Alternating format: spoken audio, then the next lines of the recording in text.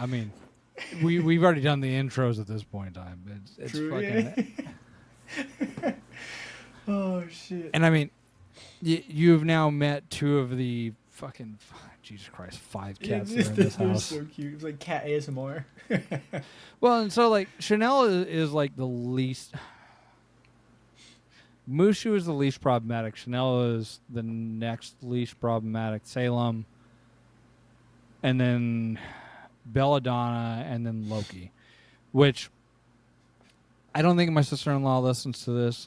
If you do, your cat's in good hands, but she is a fucking problem. Oh God, that's Belladonna.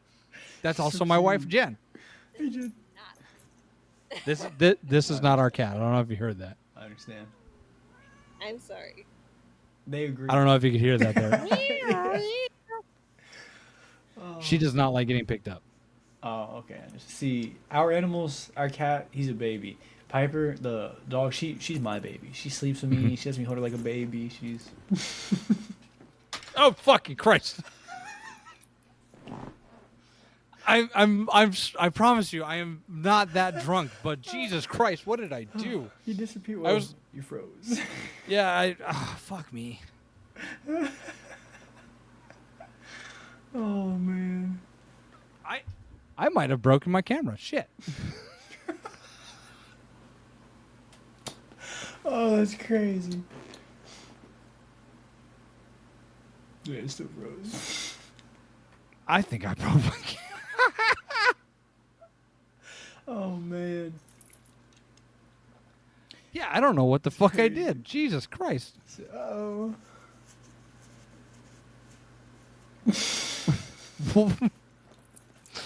Well, audience, because drunk Ringo is fucking dumb. God damn it, that means I gotta buy a replacement if I broke this. Man. Yeah, I don't know what I did to my... Oh, go ahead. I was gonna show you my dog, but then I dropped my fucking camera like an idiot. If he was sitting in the corner, I can see him kind of outlined in the freeze frame. Oh, yeah, I broke my other camera too. I don't know how or what happened. I plugged it in yesterday to see if it was working, and it was not. It's a little, it's one of the Elgato face cams. I've had it for a while, but yeah, they kept saying that I was plugged in a USB 2.0, and I needed a 3.0, and I was like, yeah, I've tried every port on my computer, and I've used this for like 3 years, but someone got a new one. That is so weird. I don't know. The green light that was on has stopped functioning. I wonder if I actually broke it. Damn it. Oh, man. Maybe the cord? I don't know what happened, but... So I was trying to go ahead and pull it off the computer, and I dropped it, and it smacked my my mug that I have here on my desk. Understand? That's kind of funny. Like That's the next hour of it's just going to be recorded of you going, yeah, so... Yeah! This is me and my friend. He's frozen. Sorry. Well, I mean, I could go ahead and make it really awkward as I do this. Hold on, I got a really long password to go ahead and get into my cell phone because of all the ice bullshit that's going on here as I go ahead and I was telling my buddy it was kind of funny that I was able to go ahead and do. Come on. Maybe. Do this. Do this. Oh God. There we go. Okay, I muted that one. Okay. There we go. That was very loud. You would think that I'm fucking like drunk off my ass with what I just did there, but I am not. Fucking make us sick as shit awesome. While I'm doing that. I've only had 5 beers. Okay, I'm not that drunk. I said I'm not that drunk. Now don't drop your phone. The camera's one thing. No, don't fuck up the phone. My wife would be like, "Hey, you're no longer podcasting. That's it. You're done." Oh goodness. I don't know what the fuck I did. Like it shows power going to the other to the webcam. Oh. You can see that light there, but there's a light right here that's no longer functioning. So I fucked something up when I.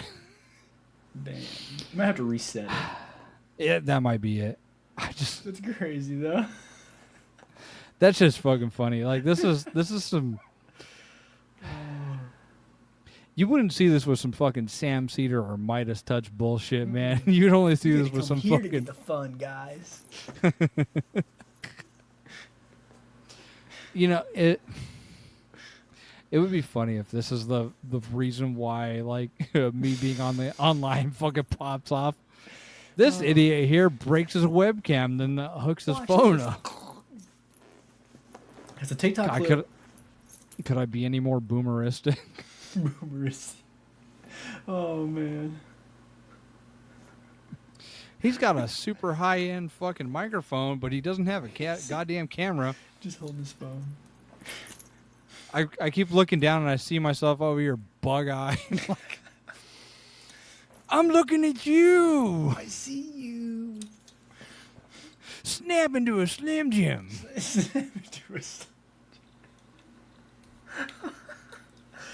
Oh god. Yeah. You weren't expecting fucking unhinged me today. I love it. I'm unhinged literally every day, every minute. So.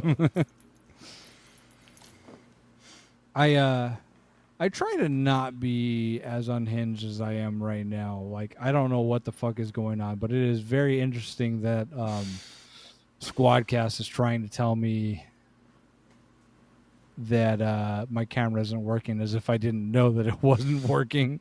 Said, hey, by the way, did you know your shit's not working? But yeah, so all right, where the fuck were we? We were talking about. Let's mute that. I don't need that talking to me. All right, so we were talking about fucking Bernie Sanders earlier, socialism. Yes. The Nordic. Talking about how like people are getting fucking shafted left, right, and center with all sorts of fucking bullshit that's going on. That's not what I want to do. Fuck me. I was like, wait, what happened? I hit the wrong button. No, you're good. Apparently, I have a little. I still have enough alcohol in myself to not read the fact that that said Braxton instead of Uncle Ringo. It's the same thing. It's the same. There's R's in both of them. All right. Right? Yeah. There we go. That's my argument. Oh. I'm a professional. I'm professional. Professional.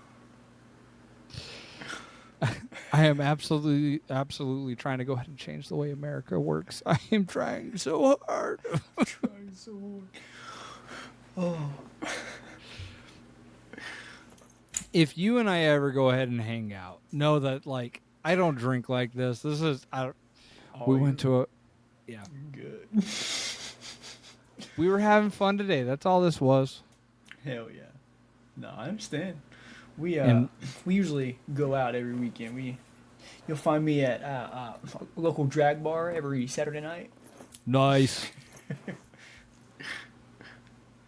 I need to start going to drag bars, but we don't. So like where I'm living at, we don't really have drag bars out here.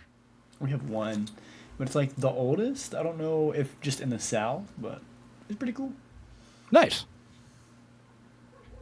I just I don't know if you can hear Bisquick. She's in the bar. Beck, our one of our dogs. Her name is Bisquick. I love it.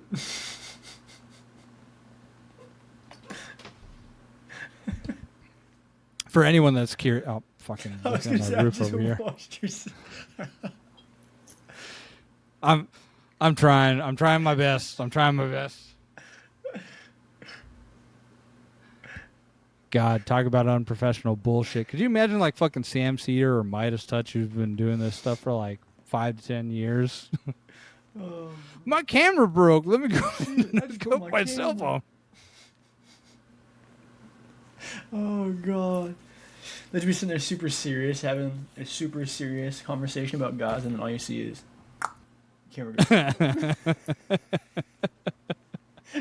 Well, so the one that I think would be funny would be fucking Tim Pool, that dickhead. Oh man.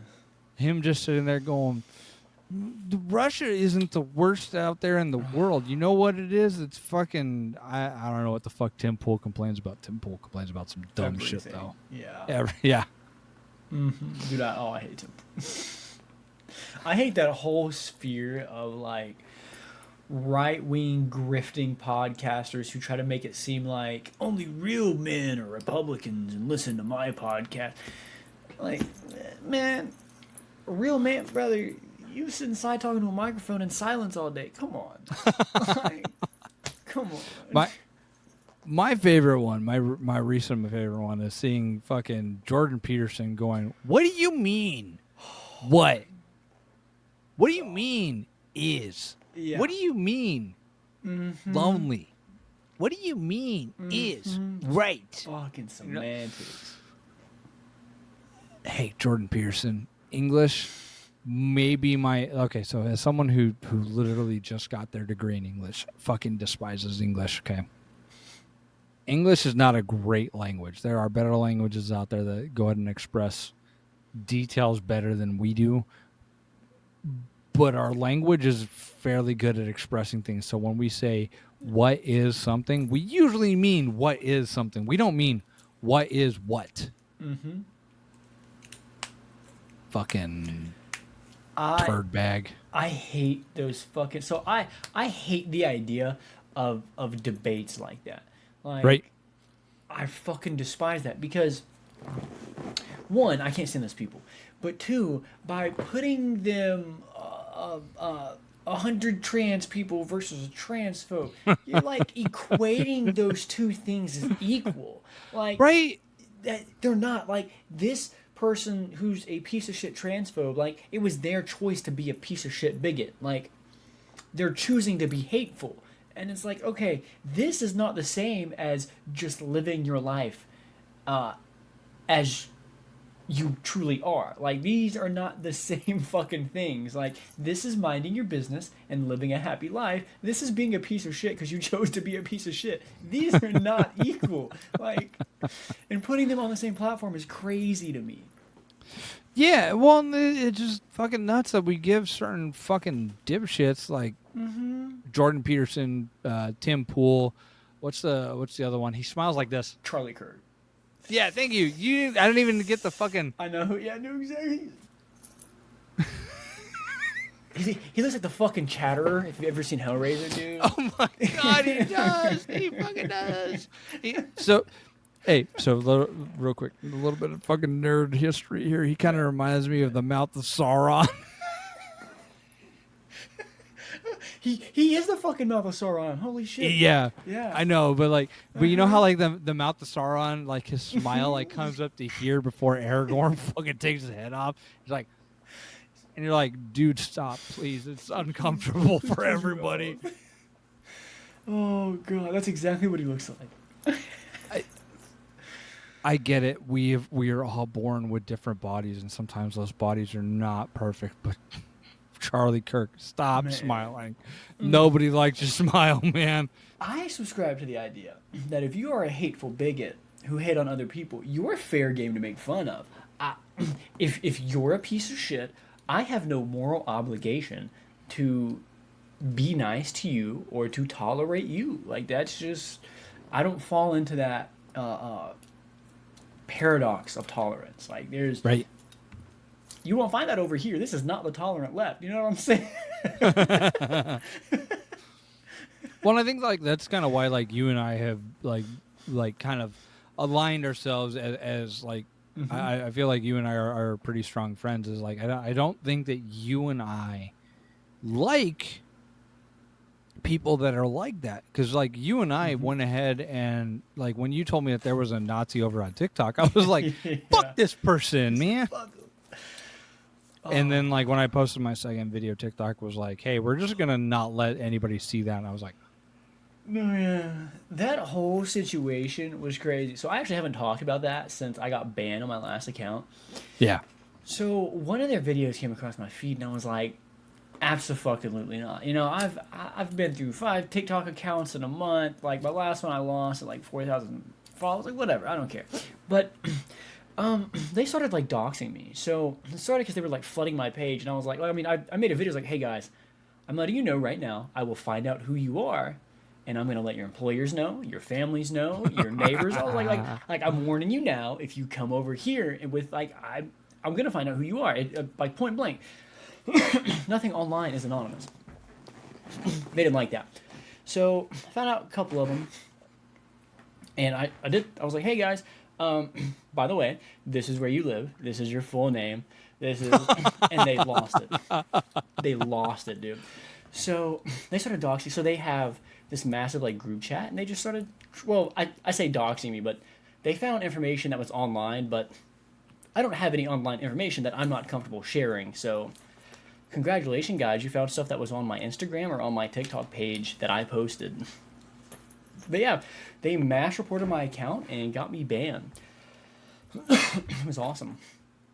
But that's like the only thing that they have, because otherwise, like, their shit is. So Yeah. I don't want them to gain strength, but they are weak as shit when it comes to this sort of stuff, because like that's all they've got.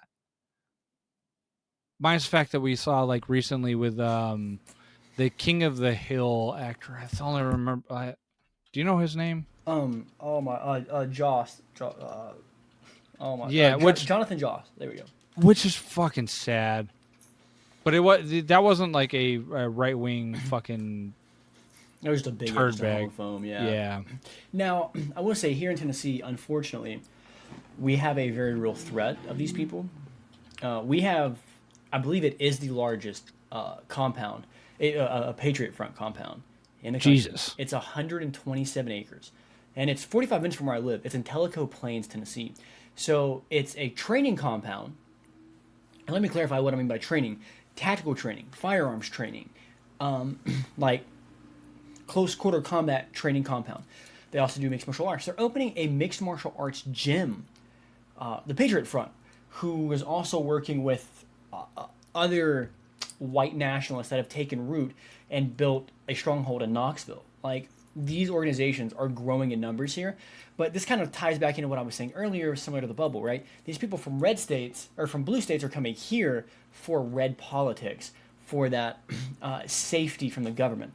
Like, our government doesn't care that these extremists are not only practicing or whatever you want to call it, right? They're fucking LARPing in the woods, but I mean they march through Nashville, right? Like they actively target cities that they see as opposition to their right side bullshit, and it's growing. Like it's continuously growing. Like it is one of the like biggest threats to communities here in Tennessee is these groups growing. I mean, fucking in February we had the literal Klan drive through black neighborhoods here in Chattanooga and just pin flyers to fucking houses. What the fuck? Yeah. And Serious? it wasn't just here. It was here all the way to Knoxville, like every small town in between. So I know. So I know, like it doesn't do much because I'm out here in Washington, but I recently bought a shirt that I go around wearing here, where it's got a Confederate flag used to go ahead and create the noose for a KKK member. Yeah. I wear that around, Hell and yeah. like it's kind of funny wearing that sort of shit, because I would wear it in the South. I was out in the South at one point. And I would do it out there. I'd probably go ahead and get my ass beat for doing that sort of shit, depending on which area I'm in. They're too pussy. Nah, That makes me feel a little bit better about it. But it is so interesting to go ahead and like wear things like wearing a. yeah, absolutely. I don't know what the fuck just happened. I think a cat just fell off my desk. But yeah, wearing like a keffiyeh, like I am proud to wear this keffiyeh here, because I absolutely stand with Palestinians. I fund right now. I'm funding 2 Palestinians every month when I Hell can, yeah. like when I have money for that sort of That's awesome. shit. And I fund the ACLU because the ACLU goes ahead and funds Palestinians. But I would absolutely wear that T-shirt down there in the South. And I know, like, when I go to like fucking Safeway and stuff like that to go ahead and pick up like fucking potatoes like a normal fucking Hell person, I've had people like look. I had people look at me, and I'm like, I'm. It's weird to have that feeling in the back of your head of like you're gonna start some shit because you're doing something like wearing a T-shirt that says like "fuck the KKK," "fuck Yeah. Nazis," "fuck racism" or something like that. And someone like I'm always worried someone's gonna be like, "Well, so they had First Amendment rights." I'm like, "Fuck their First Fuck their Amendment First Amendment rights." rights. Yeah. I, I, and this blows a lot of people's minds usually, especially here. I do not care about your First Amendment rights. Let me be explicit. If you are a bigot, racist, hateful, I don't think you deserve that. I think any sort of bigotry that is. Now, I get some people are raised in backwards ways, especially down here in the South, right? I've lived in the South my whole life, and they grow out of that. But it comes to education. If Yeah, you show those behaviors or tendencies, I think you should be, I say forced, but I don't mean like forced at gunpoint, but like community service. You should have to go through like a re education program. The re education includes being in the communities that you were bigoted against, doing community work, building community with these people. Because just allowing racism and hate to exist is part of the reason we're still here today, right? Because the South was never made an example of. They were allowed to continue existing doing what they do. How's that worked out so far? right. Well, so there's a video on YouTube that I was watching today that I didn't finish it, but they were talking about like the fact that like horror movies and like what is it that horror hasn't touched, and one of the horror things that one of the horror aspects they haven't touched is like um southern plantation houses. Like we have like the haunted house, we have a bunch of other bullshit that's gone on that gets shown, but we never have like haunted houses as uh the horror central part of it. We have that romanticized. Mm-hmm. And I think that like we need to like I think the video had a really good point, because I think that we need to go ahead and step aside from going ahead and romanticizing plantations Oh, 100%. as and showing them as what they Yeah. were and making them fucking vile to even think Mm-hmm. about. Because like I've heard of people like, oh, I'd like to go ahead and have like a plantation house, and I'd like to go ahead Yeah. and live in a plantation house. And you're like, Yeah. do you know what that fucking Right. means? Or the people that have weddings at them. Yeah. I so, and honestly, this is. I know I keep going back to capitalism here, but this is a great example of capitalism exploiting people and communities throughout history. Yeah. They ended slavery, but not because they cared about the slaves, because they wanted capitalism, or northern capitalism, to sweep the nation. So they kept these locations where they committed horrid acts, and they're capitalizing on them. You can do Right. weddings, you can go do walkthroughs, and if plantation houses aren't tore down or burned down, which I would argue and say they should probably just be removed from existence. If you want to learn about it, take a picture, take some artifacts, take it to a museum. There we go. But they should be set up like Auschwitz or like concentration camps, because these were, Holocaust level events, extinctions, brutal actions against an entire race and community of people. But we've allowed our society to commodify it. And it's always been something like I've never got the appeal. Like I've never got the appeal of somebody like, oh, that house is so pretty. That house had 14 slaves chained in the fucking outhouse. Like what? No. People died there that were born in Africa and forced to go ahead and live there. There were people Yeah. that were abused, that were assaulted. Mm-hmm. The criminal offenses alone are innumerable at best. At best. Yeah, at best. Yeah, I've never I understood that appeal. It's never been my well, thing. yeah, and I think so my friend, like you and I talked about like the other podcast that I'm in, Stream Wasteland, Yeah. which, hey, by the way, if you're listening to this and you need something that's a little bit less political. Go check that out. We talk about videos over there, movies specifically, but we talk about certain things over there. And one of the things that like I think that we've talked about is like, why is it that someone would like this go like this shitty fucking movie? Specifically, you ever heard of FIFA? Like the game? Yeah, Yeah. the soccer yeah, game. Yeah. Okay, so in 2015, a movie came out called United Passions. It was a Okay. movie about the creation of FIFA, and it is the worst fucking movie that we have ever seen. Okay, there is Awesome. there is nothing in it that is like that is acceptable nor redeemable at all. Makes sense. Yeah. And the funny thing is I found a comment over on IMDb or Rotten Tomatoes or one of those fucking other places that was like, you motherfuckers are out here ragging on this movie and not realizing that you are letting your politics go ahead and take over. And I'm like, okay, so here's the problem with this. Okay, United Passions is a tasteless, pointless bullshit movie that a week after it came out, the person that the movie is about, which I think his name was like Roth something, got arrested for embezzling and being a piece of shit. Okay. So, tying this into the prior conversation right there, when it comes to things that we look at, and in Streaming Wasteland, we talk about how like sometimes people go ahead and romanticize things that are shitty. Mm-hmm. And we are seeing it with Plantations the same way that we see it with United Passions. The person who went ahead and made this comment of like, United Passions is a 10 out of 10 movie ties into people going ahead and saying Plantations aren't as bad as you think they are because it is 80, 100, 120 years removed from the last time that someone was assaulted, murdered, or raped inside of that fucking foundation.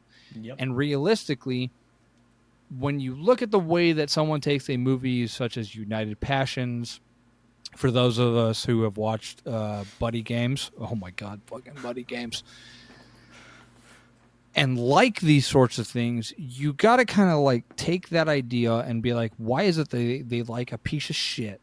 And then you can kind of see how someone can go ahead and look at something like a Plantation where someone was hurt for centuries, for decades, for years, and go, why is it that we romanticize it? And that is often because of the narrative that we produce for that sort of thing. And Hollywood is a big proponent of that, which ties into, like you said, capitalism. And capitalism has a really excellent way of going ahead and making you go, hey, this terrible thing. Yeah. This terrible thing that we talked about in the last episode that will be coming out sometime this week. You need 3 jobs to go ahead and live the existence that you live is necessary to live. So Plantations aren't that bad in the same commodity as the mentality of like, you need 3 jobs to live. You need to go ahead and keep these plantations going because if you keep the plantations going, you kind of ignore the racism of what created them. Mm-hmm. And I know that was like me rambling a little bit to kind of drag that together, but realistically, that's true. What happens there. Yeah, is we get into this mentality of how do I excuse this? Mm-hmm. Yeah, I fucking hate that. We also have, I say we. The U.S. is really good at propaganda, which it is 100%, and with domestic imperialism, it really separates us as a class as a whole. A lot of people, they don't recognize, like, they might see those things or hear those things and think, man, that's terrible. But they don't recognize the significance or the weight that it carries because they don't recognize those people as the same as them, of the same value, of the same class. And that is by design, right? Specifically white people. Because with domestic imperialism, it can't just be maintained on its own, right? The system can't survive without an artificial hierarchy. We are all in the same class, the same working class, but white people have been set up as a tier above the others. That's what they believe. That's what white power sits on. That's what white supremacy sits on. But you see it a lot with like microaggressions, right? With people who don't even realize that they're contributing to that constant system of belittling others, and it might not seem like a big deal, but it is. That continues the numbing of class exploitation as a whole by saying, well, like that community over there, like the downtown, the projects, like those people have had it rough, but they don't work, they don't X, they don't Y, they don't Z. Well, you wouldn't either if you were redlined, exploited, beat, robbed, raped from the point that you got over here on a boat, or from the point that your family got over here on a boat forcibly until 2025. Like, it's all directly linked, related, and it's a repercussion from the first step. Like, the system doesn't just end because it's been 100 years. Like, it's been set up in a way to continuously sustain itself on artificial hierarchy and power consolidation. That was me rambling. And no, because you nail a really good point there, because like it is that centralization there that goes ahead and forces, like,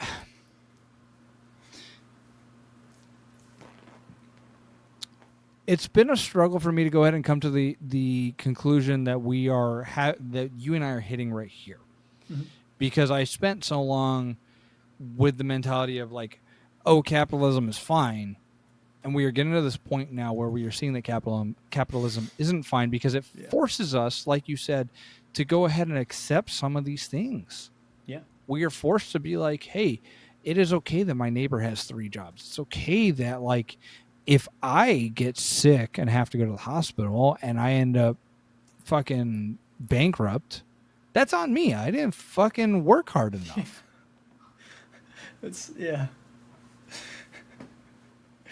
It's frustrating, because it's like you can put that in front of someone. You can be like, hey, this is the reason why it is like that. And people will be like, nah. No. It's like, well, so I think, and this is actually a really good point too. A lot of people misunderstand what capitalism is and what socialism is. So people think that capitalism is some free market society where anybody can become rich. Right. That is not what capitalism is. Free markets, open markets, markets in general, they existed way before capitalism existed.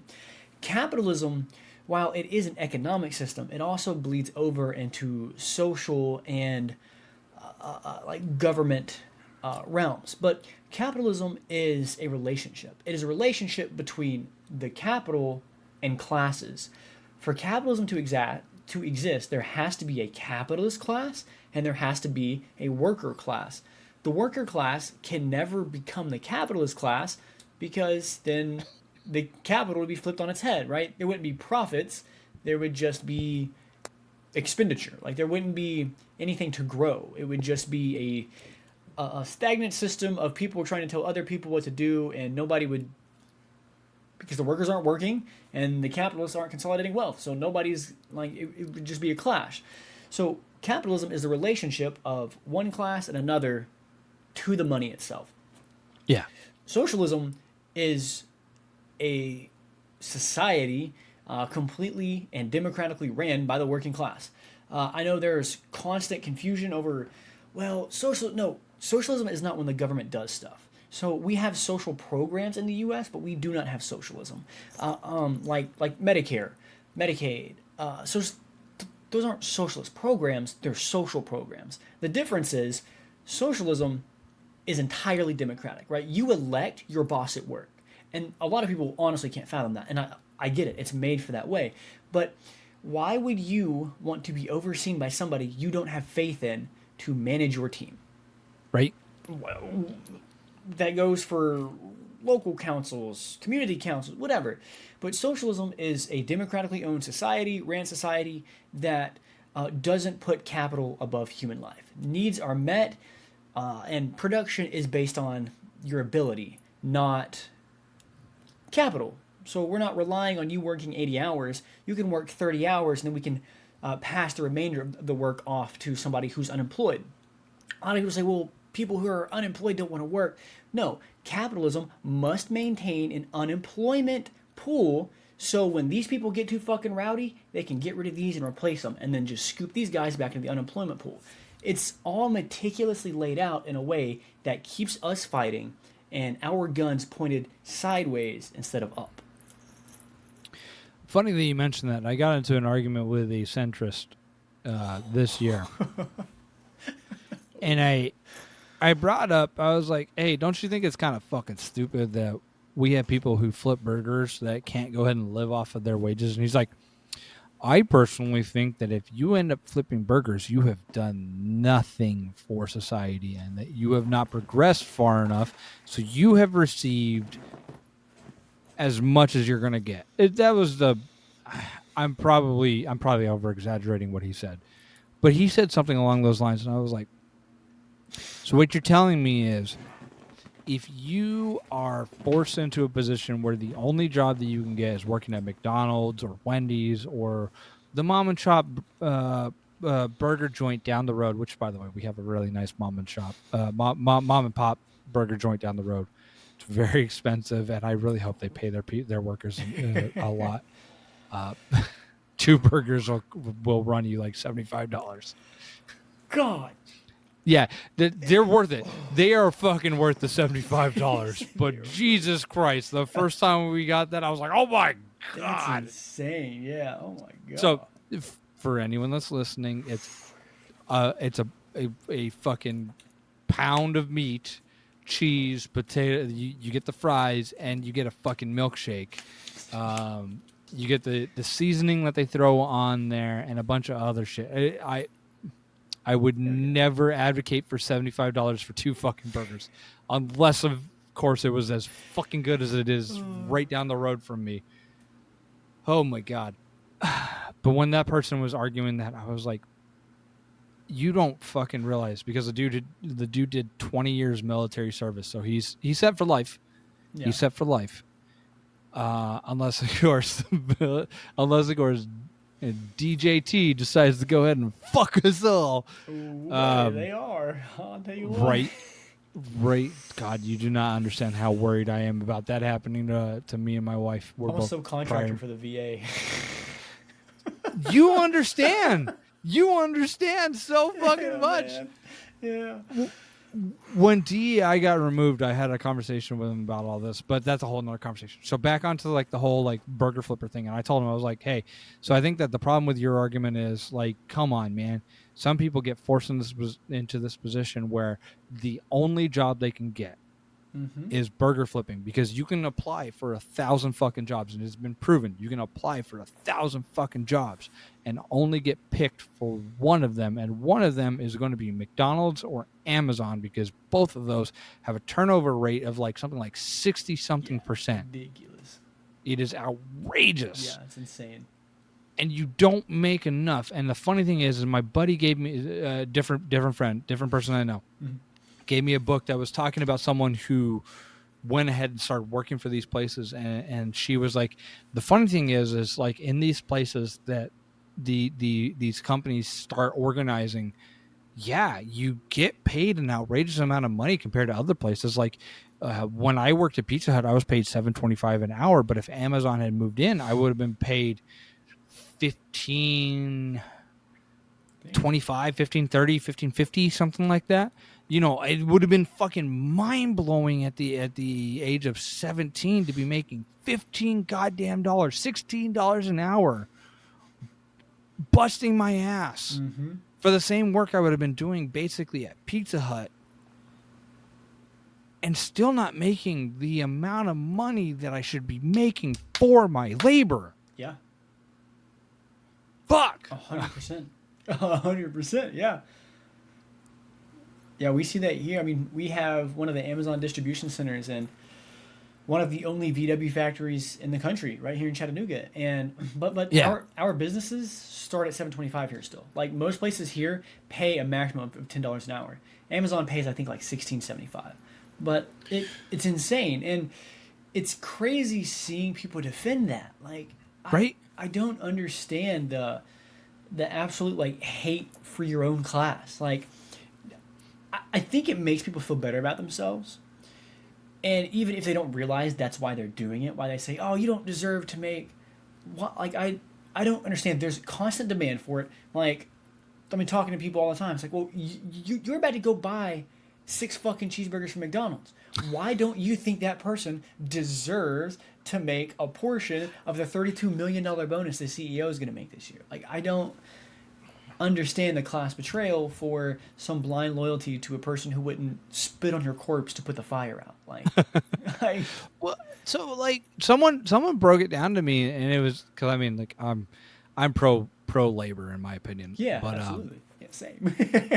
right, yeah, and you and I met on a pro labor organization, but when someone broke it down to me, and they're like, "Do you know that for an out, if you work at one of these places, you will make not enough to buy the burger that you are flipping." The burgers, like to go buy a burger over at Wendy's today, a double patty. What the fuck is it? I order it occasionally. The fucking double patty with bacon, whatever the fuck that's called. It's like $8. Mm-hmm. $8.99, I think, off the top of my head. In fact, actually, hold on. Let me go ahead and pull this up. Let me pull up Wendy's. I'm gonna be very specific about this. Okay, if you're working at Wendy's and you aren't making enough to go ahead and be able to order you can't take this long. Come on.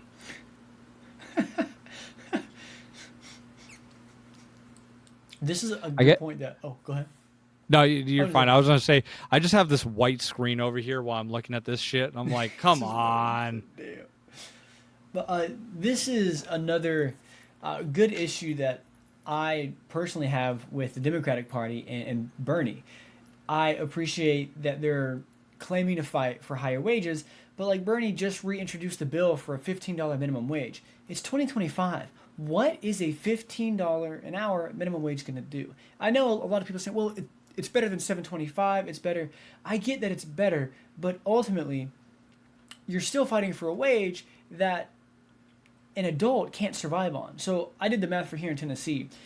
It costs, on average, for a single Gen Z, $36,000 to live in the state of Tennessee on average. Now, that doesn't include health care, dental care, or eye care. That's basics. That is a used car payment, a cheap phone payment, groceries, and just existing, right? Like toothpaste, basic shit like that. But that doesn't include health care, dental care, emergencies, car repairs. And the average wage is $34,000 a year. It's not even enough to live here. So $15 an hour minimum wage was a great sentiment in 2016. It's 2025. Like I get where a lot of people like come from in the, well, 15 is better than $7, but right? Why only fight for 15? Like I don't understand the point of fighting for 15 when your constituents will still starve on $15 an hour. Like that's nobody locked it in at 15 but him. Like you set the amount on the bill you were trying to pass. Yeah, and that's a whole good point there. And like, I finally got the whole thing up here. Oh yes. So like a Baconator costs you $8.49 for just a single item and $11.89 for the burger, the fries, and the soda. The minimum wage is $12 an hour, or you can go ahead and bump it up to 15 if you're like specialized, 17 if you're super fucking good at your shit. But here's the thing: if you are working at something where you can't get the fucking thing that you are producing for someone that is in the driver that's driving up to pick it up every hour that you're working there, it's kind of a fucking problem, because at the end of the day, if you go ahead and buy a Baconator, you're only leaving Wendy's with like 12 cents in your fucking pocket, like at the bare minimum. And then that runs into the whole issue of like, how are you going to go ahead and pay for a fucking apartment? Like, you said that you've moved, correct? I remember like in the first episode of this, when my wife and I were first doing an apartment, like we're renting an apartment, we were paying $1,800 a month, and I was covering down because we were working to go ahead and like get a house, and that like ate up my entire fucking paycheck because at that point in time I was just living off my disability. Yeah. I don't know. I'm out of breath because I'm just angry. It's the anger kicking in. Right? It's like it's so anger inducing because like you said, like you go to work and you're getting $15 an hour and you're like, yay, I'm getting money, and then like your bills come in and that $15 an hour equates out to like you having like $1,000 to go ahead and spend, and then you go to you go get gas and your gas costs you $100 because it's $5 a gallon, and then you go down to go ahead and pick up a burger from a mom and pop shop, and like they have to charge you $75 because like they have to pay their employees. Yeah. And like even if it's worth it, like I said, with like the one that's down over that way, which fuck me, man, they deserve what they deserve what I pay. That's another like $200 that's out of your pocket at the end of the day because you're gonna give a tip. Like don't tell me millennials don't give fucking tips, okay? And then you go somewhere and you see something fucking shiny because we're all fucking crow minded, so you go ahead and buy something. God, I can see how boomers are gonna tear this argument apart. They're like, well, don't go ahead and buy that shit. I'm like, okay, but you want me to go ahead and influence the economy? I need to spend money. And if I don't have money to spend, that money just gets stored up. And when that money gets stored up, the economy suffers. And when the economy suffers, people like me and you're working for the VA. I'm working on trying to find a fucking job. We end up like not having money in our pockets. So then you're like, well, then I got to save up every fucking penny to go ahead and make sure that I'm not fucking screwing myself over when bills come up. Yep. God, 100%. Yeah. I'm a fucking socialist now. We're done. Figured it out. Brother. So I will say, with all the doom and gloom, there is a positive side, and this is where the revolutionary optimism comes in. Right. This is the nice part about socialism is that it's not just a theory. It's not an idea. It has been done. It has been put into practice. So I know everybody's so scared of talking to their neighbors, but a community, and I mean, like we said earlier, that is how you survive. Like here, right? I'm going up to St. Andrews in a few days to just go help do some minor renovations. But there's a community garden out there. There's community fridges. We do free food programs. We have a Chattanooga food forest. Like, there's so many things that sound like these big events, these big things to take on. But it's not. I mean, on average, I think we have, for like the food forest, on weekends that they do stuff, there's maybe 5 or 6 people that show out. Sometimes there's more, but on average, it's 5 or 6 people, right? It's a handful of people that got together and said, hey, I want to do this. And then it's, if you can, save up the money to buy land, cool, but you don't have to do that. There are community centers. And I am not religious. However, there are some institutions that will allow you to use their resources if you're comfortable doing that. That's what the food forest did, right? So there are some places that have the same mindset and will let you go and do those things. Socialism and the idea of a revolution, a lot of people have this like adventurous mindset, like I'm about to grab an AK and a Molotov and I'm about to... That's not what it is. It is not nearly that cool or that fun. It's talking to your neighbors. It's listening. It's helping the community. It's going out and not doing charity work, but doing community work, right? Charities have stipulations. They have rules. They have guidelines. You have to prove that you don't make X, Y, Z, or prove that you're homeless, or... No, fuck that.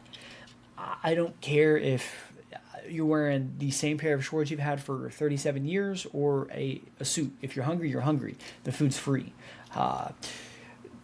You have a kid, come get a free book. Like, there's no guardrails, no stipulations. And socialism isn't some utopia, but it is working together, right? Like, it's a social platform. Like, and some people don't like being social. I get it, but you're not going to make it very far if you don't have a community to build with, to work with. Like, that's what we need to survive. But that's what we've always needed to survive, right?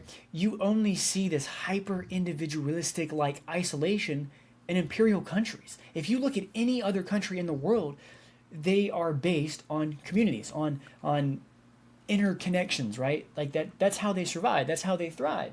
But then you look at the US and it's very sectarian, broken up in sections, broken up by race, by class, and that's by design. If you look at the global south, they've had this figured out for decades. There's a reason that these imperialized countries are so open to socialism. It isn't because they're super advanced or way smarter or backwards or whatever. It's because they've seen the effects of imperialism against community, and community wins every time. So get to know your community. Well, and like, you've seen my TikToks. One of the first things I preach is like, talk to your neighbors, build community, and like, Yeah. I don't know. I don't know if you've ever gone into the comment section of one of my posts. I know that's like not something I do with a lot of other posts, but like, I had someone ask me, they're like, "So, what do I do when I'm out here in an area where everybody's red? Everybody is a fucking." I love that question. Yeah. A MAGA.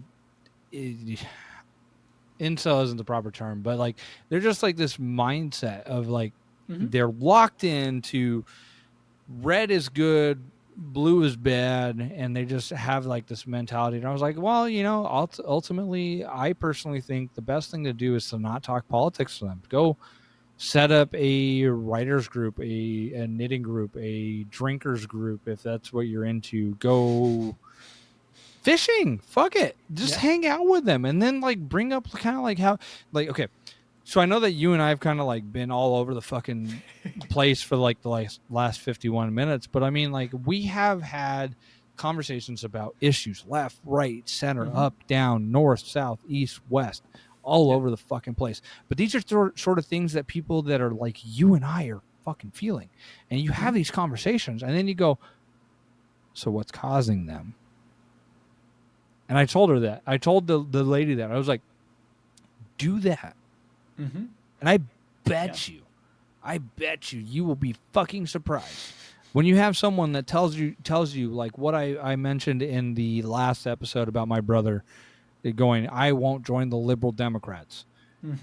Okay, fine. I'm not asking you to join the liberal Democrats, but I'm not a Democrat either. right? Yeah, it's like cool. Do you feel like eggs are too pricey?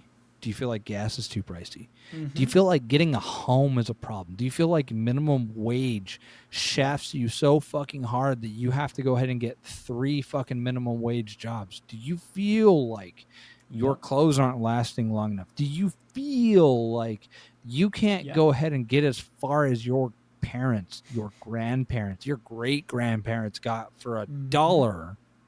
Maybe it's time to go ahead and start going, why is that? Yeah, absolutely. The answer is Trump. No, Get him! Get his ass! I'm just... Look what he did. He stole your money. The answer is capitalism. That's the real answer. That's not my fuck around and find out answer. God. Oh, goodness. A group that you and I are in Discord is going to hear that and be like, what did you say? Oh man. Hold on. I have a funny story about that, but I have one more point. So on top of the struggle, and because I had somebody ask me that same question about what do I do in a red area. Most red states, especially small towns, are the hardest hit by food insecurity. Sort of food program. They really Look are. what the Black Panthers did. The Black Panthers managed to unify. We're going to specifically look at the Young Patriots, right? A poor white community from Appalachia that moved to Chicago. Because they were suffering with the same thing. They didn't have the theory. They didn't have the idea of socialism. They just knew something was wrong. So you don't have to start with, I'm a socialist, you should be too. You should, and that's what we do here, right? We do education through struggle. Education through direct struggle is the best way because it lets people come to that conclusion like, oh, these fucking people don't care about me. But you should also be unionizing your workplace. I know that feels like a repetitive, but if you look at the labor rights we have today, it comes directly from communists embedded in the labor movement throughout American history. And we've lost that sort of militant unionization or just militant unions in general. Getting involved with unions and unionizing workplaces, working within unions, they will come to community programs. They will allow you to speak. They will fight for issues that you feel are important. And if they don't, you will hear the general membership complaining about it. You have voting rights within a union after you join. It is so easy to, I say militarize, but I don't mean that in like a get the guns kind of way. I mean it in a get people fucking like fired up. Yeah. You will not find an angrier group of people than motherfuckers who are in a union who feel like their union aren't doing anything. And it's also kind of yeah. it's also kind of funny that you mentioned unions because prior to the fuck was the I heard it today. Unions are in the U.S. recently. I think that it was it was either between Trump's first presidency and Biden's that union people started joining unions far more recently because of things like that, because unions will back you up on that sort of stuff, and we need more people to go ahead and actually join unions. We need more. We are at a historic low in union membership right now. Yeah. At below 10%. At the peak, it was almost 50% of all workers were unionized. And that was right after World War II.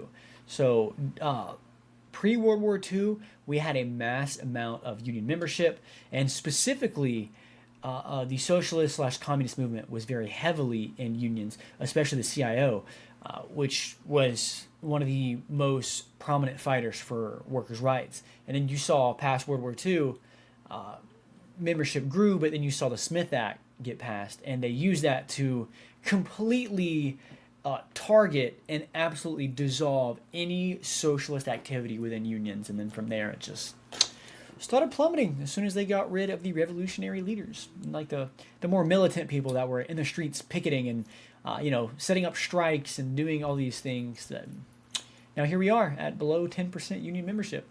But again, that's not something that should be like depressing. That should be like a point of, oh, I want to get involved. Like, you can just join a union. Like, I don't think a lot of people realize that. Like the IWW, you can just go to their website, find your local union, and join them. They're a general union. You don't have to be in any specific industry. You can just go join. Just pay your dues and go to a meeting.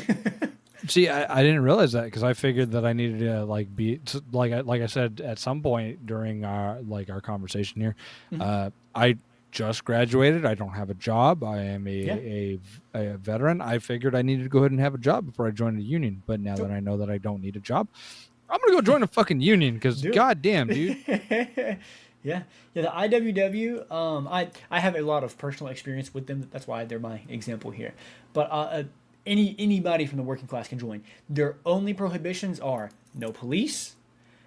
Nobody who is in any management position that has any sort of control over firing somebody else, because they only want general working class. Those are their only stipulations, which I think is really cool. It's like, yeah. I think Chanel agrees, but I don't know, because I don't know what biting means. I think it means yes. There's no hissing. So. But yeah, that's a fun fact. And I appreciate that, because I think that like a lot of people probably like. I've been trying to go ahead and make change in my area, and it's kind of funny. Like the strongest thing that I can think of, I have recently started going ahead and making sourdough, and I make sourdough like every month, and then I go to my neighbors and I go, here, have this. Here. Like, just trying to go ahead and interact with like people that are around me, and like let them know that like I am thinking of them at the very like minimal. Absolutely. The other thing that I think that people need to go ahead and realize is that like together we have power. When it's just me going ahead and giving people fucking sourdough bread, that doesn't mean jack fucking shit. But whenever it's like me and Braxton showing up because we know for a fact that someone's going to show up to the Mexican restaurant down the street to go ahead and try and arrest them, we can go ahead and make a lot of noise about that. When it's me, Braxton, and 30 other people, that noise becomes oppressive to the people that are in icy uniforms that are trying to take someone from the Mexican restaurant. When that number becomes the size of what's going on in Los Angeles. Mm-hmm. If you notice the way I said that, our numbers outweigh the people in charge that think that they can go ahead and oppress us. And if enough of us, and I honestly, like, if 3.5% of the American populace joined unions would be so much stronger. It'd be the same level. Yeah. Well, could you imagine if 3.5% of the populace went ahead and joined a union? It'd be the same thing as what could go ahead and stop a country dead in its tracks from doing shit. It would be right post World War II union numbers and union power again. I mean, it would be not just like labor changing, but societally. Yeah. It would be massive. And I hate trying to have conversations with people that don't want to go ahead and look at the way history works, because like a lot of things in today's world is given to us because of unions. The 40-hour work week wasn't a 40-hour work week like what, 80 years ago? Yeah. Something like that. Mm-hmm. You'd be working 160 hours a week because you were required to. Yeah. And you'd be making like $1.25. Yeah. $1.25. Jesus Christ. And Blair Mountain said, "Guess what?" Was it Blair Mountain where the Pinkertons showed up and killed like 1 million people? Well, not 1 million people. They killed a fuck ton of people. They killed a fuck ton. Yeah. They killed most of, like, a shit ton of the miners. Yeah. It was out here in Appalachia. And I think that's an important point too. A lot of people overlook the South and labor movements, and I get it. That's fair. But a lot of labor fights took place, not just in bigger areas like California, but down here in Appalachia. And a lot of people want to write off Southern activity and people down here in the South, but it's an ingrained mindset that is sort of a cynical one, right? Because, I mean, if you look at it historically, Democrats have never done anything for us, really. Not down here in the South. And Republicans are only good at restricting our rights and stealing money. So people are looking for an alternative. It's just, we're not only fighting the current system in place, we're fighting 100 years of fucking propaganda on top of it. Right. Well, I'm like, oh my God, trying to fight the propaganda. Yeah. You and I have kind of touched on, because you work for the VA, and like I was in the military, and I had someone go ahead and ask me, they're like, "Why did you join the military?" And I was like, I mean, I have answers, but I mean, realistically, the things that it breaks down to is I wanted to get out of my state. I wanted to be a hero for my country, and it was the only thing I could think of to do because college didn't seem important enough. Yeah. And if you start talking to other people that went my route, is oftentimes they end up going, I needed money for college. I needed money for my family. I needed a way to get out of my state, my city, and that sort of stuff. And then if we had unions and we fought for the unions the same way the unions fought for us, maybe we wouldn't need to go ahead and be like, well, I got to go ahead and do something like join the military, sell my fucking plasma, like I said in the last episode, fucking have 3 jobs, rent out my car, rent out my home. Hey, here's a nightmare one. Imagine if we got to the point where we're like, hey, I have to rent out my clothes to other people so that I can go ahead and make ends meet. That, I feel like that's just right down the corner. That's happening. Have you seen Parks and Rec? I have, dude. Parks and Rec is so great. That just made me think of Tom's fucking business. I can't think of the name of it, where he rents his clothes to teenagers. Yeah. That's the path we're on. Oh, goodness. Well, and like that's the other thing that people don't understand about capitalism. Is capitalism will monetize everything. Like Yeah. we recently saw it with OnlyFans.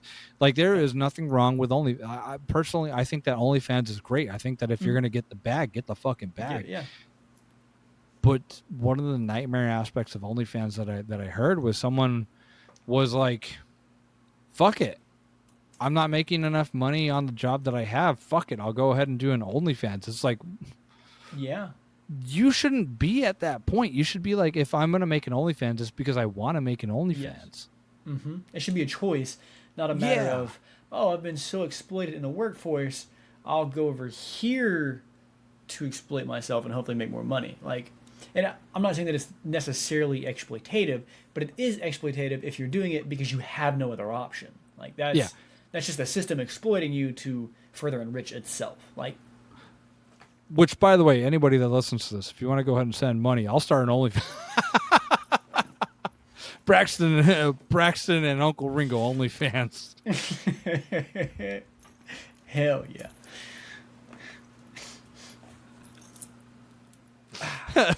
The little capitalism jumping into this podcast that's been ripping apart. Oh fuck. I maybe I should have kept drinking. I probably Maybe I should have kept drinking. Oh man. Oh. my friend and I had a conversation a couple years ago where I was talking about like because I've been without a job for going on 4 years now because I've been going to college and utilizing the GI Bill. And I was like, maybe I should take this hobby of mine. I don't remember what it was. Maybe it was playing video games because like that's a big one. I play way too much. Maybe I should start like streaming myself playing Helldivers or fucking. There you go. Yeah, start streaming on Twitch. Right. And like trying to get $1 off that, and it's like, well, there comes a point where like if you turn your hobby into a job, you start to fucking hate it. Yeah. And I fucking hate that capitalism fucking preys on that. Oh yeah. 100%. You know, going back to like our burger flipper conversation earlier, if you like flipping burgers, you're not gonna like flipping burgers once you have to go ahead and do it for 1 million people in a day. And you can't afford to live after. Yeah. So I'm like a huge horror fan. Like my whole office here is covered in horror posters, but I actually make movie posters. And I'll go to like conventions and set up or events. And I would love to do it like, oh hell yeah. That's awesome. But I'd love to make that like my primary focus. But it's one of those things like I know capitalism is hell on earth. Yeah. Well, if your hobby isn't like niche enough to start the gold rush on that niche, then you're not going to make money off of it. It's the reason why like OnlyFans was like the gold rush of 2020 because nobody, we had cam sites, we had, Pornhub, we had chat roulette and a bunch of other stuff, but nobody had done a subscription based show your body to the internet and get paid $9.88 a month to go ahead and like post a picture every day. Yep. You could do that on Instagram, but it wasn't the same as like OnlyFans. OnlyFans went ahead and upgraded the bill. That's why it's like when you start thinking about this sort of stuff, fucking doing Uber and Lyft, you're just doing OnlyFans for your fucking car. Yeah, 100%. And mind you, for anyone listening to this, there's nothing wrong with sex work. I fucking think that we need to appreciate sex work more, and we need to pay sex workers a fuck ton more. Sex workers are yeah, they're a goddamn foundation of our fucking society, and we don't realize that. Sex sells. 100%, yeah. And I actually think stuff like that in Uber and DoorDash, those are the precursor to this next stage of society. Completely decentralized capitalism that is unregulated, that is not beholden to the consumer, to the worker, or to the law, right? Looking at freedom cities, looking at this next stage of deregulation. And I mean, that is ultimately what will happen, right? Workers' rights are already being attacked and repealed and pushed back as unions are being dissolved and outlawed and handcuffed. But I mean, there is no stopping point for capitalism because it can't. It has to continue exploiting to continue growing. Like cancer. Yeah, it is. It is 100% a cancer. It will continue growing and growing and growing. It won't ever run out because people will continue populating. Resources might dwindle, but then you have people like fucking Elon who want to go to a different planet to continue their expansionism. In a prior episode of the podcast that I've been doing, I think it was Kara that I was talking about. I was like, Elon utilizes that to go ahead and garner money because people will eat that shit up. The only way that we will ever get to Mars, so let's be realistic about this. If we wanted to get to Mars, we are not going to get to Mars before you and I die. My son will die. My son's children will die. My son's great-grandchildren will die. My son's great, like 4 times removed grandchildren will die. It will be 400 to 1,000 years from now before we have the technology to fully terraform Mars to the point where we can actually ship enough people that we can do anything on that fucking planet. Yeah, absolutely. And even then, scientists are like, we don't think that's even possible then. Now, I will say, I think if we weren't stuck under capitalism, we would have a much better opportunity to do it. And I know that probably sounds repetitive, but it's true because when you're not in a system that only cares about capital, you're doing stuff for the sake of you love doing stuff. Scientists are studying, learning, and growing because they genuinely enjoy what they're doing. They're not constricted by how much money they're spending based on the profit they can then return. If you look at the USSR, right, that was an egalitarian society. Like, before the revolution, first off, before the 1905 revolution, they were still under a czarist ruler. Like, they were peasants. They had almost no foreign investment, really. There, towards the end, right before 1905, they started building a working class with factories here and there from foreign investments, but there was no serious infrastructure built. They were mostly peasants. Same thing with China before their revolution. And then you see that they skipped the capitalist step that a lot of people think you need to go to, and they went straight to socialism. Like, I don't know if, like, it blows my mind to think about it because I don't think a lot of people grasp, like, not jumping into the legacy of Stalin or what people think about him, but he participated in this revolution. Lenin participated in this revolution. In Stalin's lifetime, this society of peasants who couldn't fucking read went from farming and famine and civil wars with a czarist dictatorship to being the first society, like the first nation in space, because they were able to advance their society for the sake of advancement, for the sake of making it better, not for the sake of generating profit. And that is the only way that we move forward in any real way, like meaningful manner. It's just mind-blowing to think about. Like, it's crazy. Yeah, well, like, I feel like if we allowed people to, like, follow their dreams instead of being forced, like, it all ties into kind of like what we were talking about with, like, burger flippers. If you're forced to have to go ahead and do gig work to make ends meet, to make sure that you're not going to fucking end up having to beg for 12 cents out of somebody's fucking pocket and hope that it's enough to go ahead and get you a fucking Big Mac,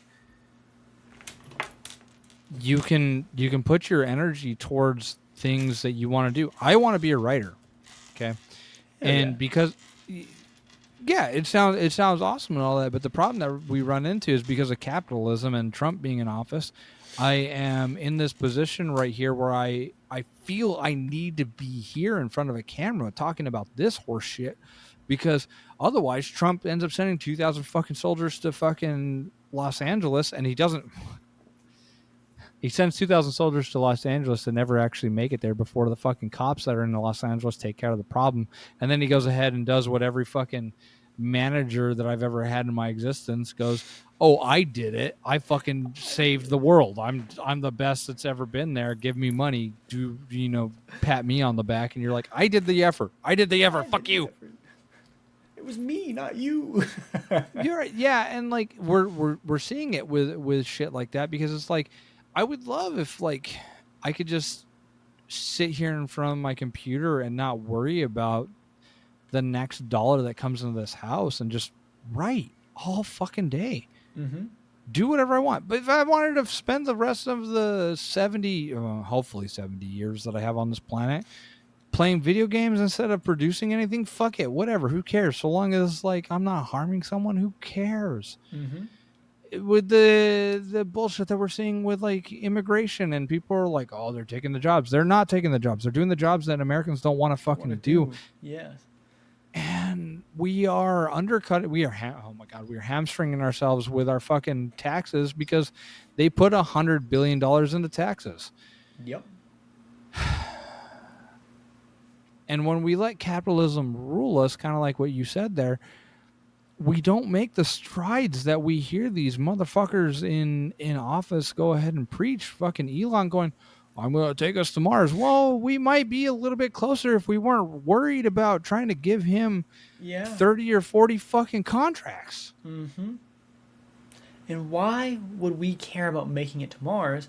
We can't afford health care. I don't give a fuck about Mars. I would rather have a livable, genuinely, not just comfortable, but fair and equitable existence on this planet for everybody than I would a single person making it to Mars. I mean, there's... Yeah. Oh, he's so cute. Well, you know, like my dog here doesn't give a shit about Mars. Mm-hmm. Dog said, yeah, fuck capitalism.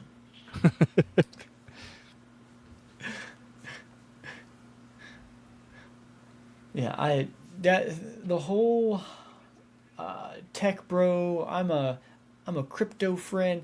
That's just Silicon Valley techno capitalism. I hate that shit. It blows my mind that so many people fall for it. My dad's one of those people. It's like, you're not about to become a millionaire. They're not about to add you to their club. You're gonna buy their little crypto. They're gonna pull the fucking rug, and then you're gonna go, oh, what happened? Every time, every goddamn time. He swore that he was gonna be rich off Doge. A fucking Dogecoin, man.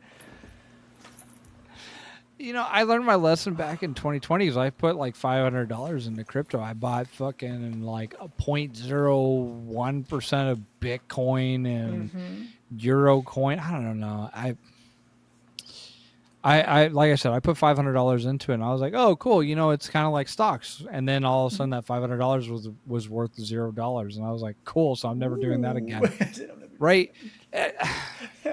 So I used to use Bitcoin before it was an investment.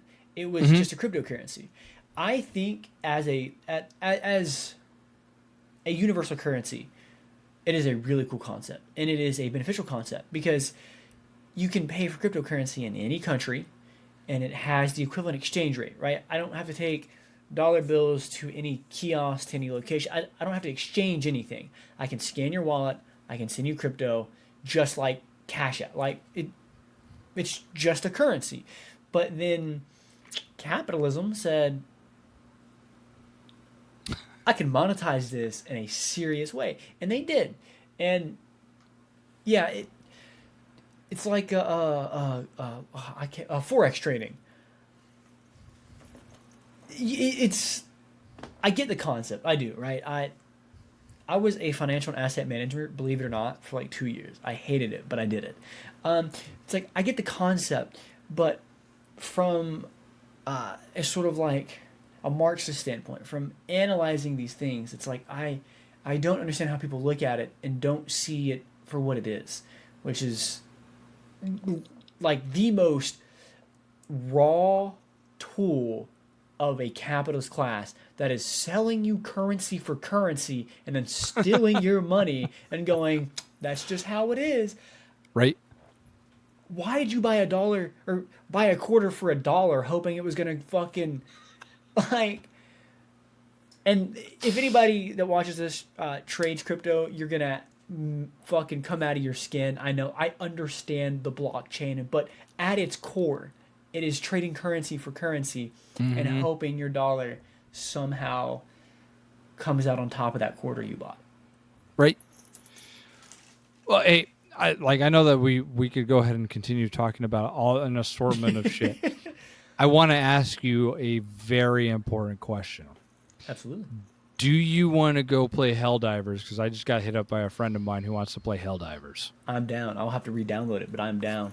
Okay. With that being said, I think we can go ahead and call this one. We can call this one to an end, which That'll means that I will go ahead and spend some time later on this week going ahead and editing and see how bonkers drunker me comes off. Oh goodness. Especially considering my dumbass dropped my camera works. I checked it. Okay, It cool. works. It's just Cool. like because I didn't drop out of this. But with that, I've been your Uncle Ringo. This has been Chairman Braxton. We are. This has nothing to do with the Labor Party. The last two episodes of this has nothing to do with the Labor Party. We just wanted to get on here and talk about some stuff that we are angry about. Go build your fucking community. Go be a fucking Absolutely. human being. Yes. God. Go organize. Damn. Go organize. Right now is the best time. Trump doesn't give a fuck about us. He's going to start going ahead and mobilizing military, and then when the military doesn't do shit, he's going to be like, I did that. Yeah. Huh? Well, I'm gonna start eating crayons in the Oval Office.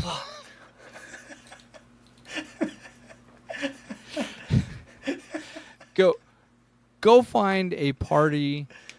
Go find an organization. Talk to your neighbors. Find something to help them out with. Go join us on Helldivers. Go join us on Helldivers. If you're in Tennessee, hit I'm- me up on TikTok.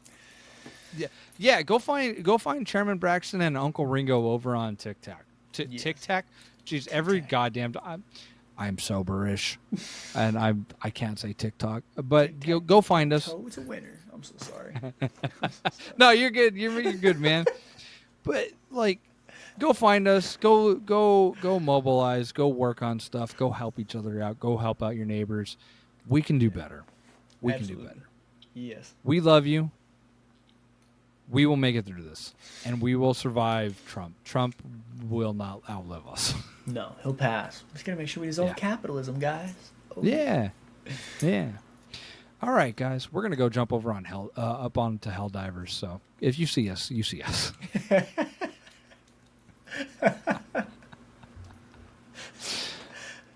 All right.